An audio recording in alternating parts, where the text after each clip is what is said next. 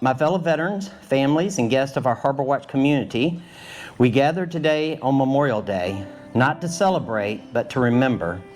We gather to remember the rows of white headstones, to speak the name of those who never made it home, and to stand in a shared sacred silence. To those of us who are veterans, this day is different for us. We don't just see flags in the grass, we see faces of friends. We remember the laughs shared in mess halls, the quiet anxieties of deployment, and the devastating weight of an empty boot ceremony. We know the exact cost of the freedom that this nation enjoys. This year, we find ourselves in a monumental crossroads, the 250th anniversary of the United States of America.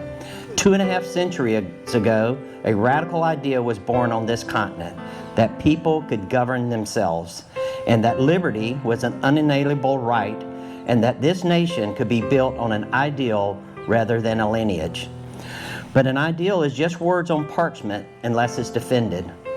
For 250 years, the American story has been written not just by politicians and poets, but by the men and women who wore the uniform.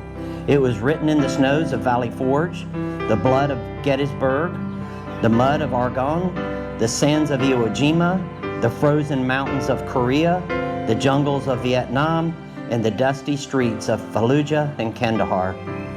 Every single generation of Americans have produced heroes willing to step between their country and the chaos of the world. Because of them, that 250-year-old experiment didn't just survive, it's the beacon of hope for the entire world. As we look back on 2.5 centuries, we must be brutally honest about the price tag of democracy. More than 1 million American service members have laid down their lives on the altar of freedom since 1776. Think about that for a minute. 1 million.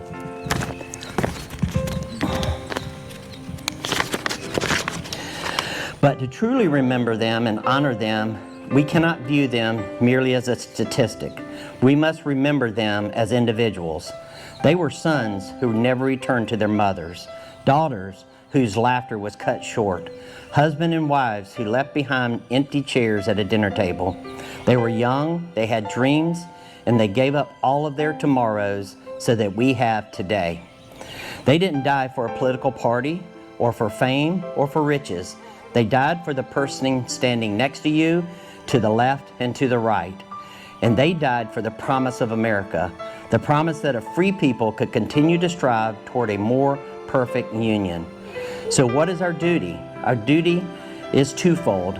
First, we must be keepers of the flame. We must tell their stories.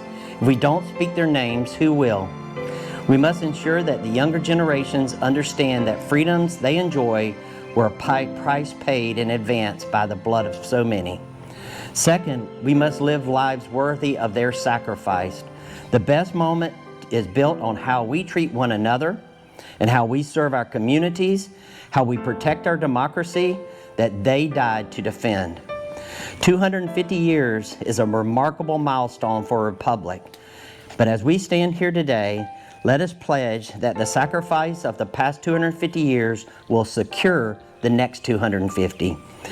To our fallen brothers and sisters, we see you, we love you, and we will never, ever forget you. I thank each of you who have served and for the sacrifices you have made for your nation, and how many of you continue to serve and sacrifice in your own special way. May God bless our fallen heroes. May He bring comfort to their families, and may God continue to bless the United States of America. Thank you.